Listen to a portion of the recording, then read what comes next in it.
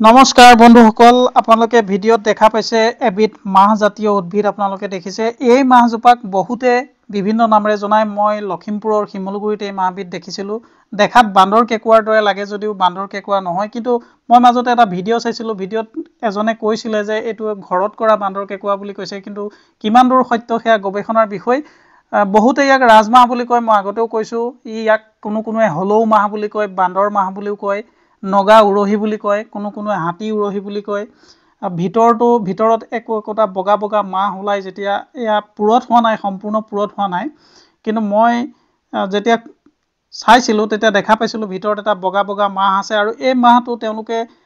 খাই বুলি কৈছে কিন্তু এক সবজি কৰি বা বিভিন্ন ধৰণৰ ইয়াক খাব পাৰি বুলি কোৱা হৈছে সিজাই খোৱা হয় বা ভাজি কৰি খাব পৰা যায় এই মাহটো কিন্তু বেছিকৈ খালে মূৰ ঘূৰাই বুলিও কৈছে ঠিক যেনেকৈ দেখিবলৈ বান্দৰ কেকুৱাৰ নিচিনাই কিন্তু ইয়াৰো কিছু শাৰীৰিক বিশেষকৈ শৰীৰৰ কাৰণে আমাৰ দেহৰ কাৰণে অত্যন্ত ভাল বুলি কৈছে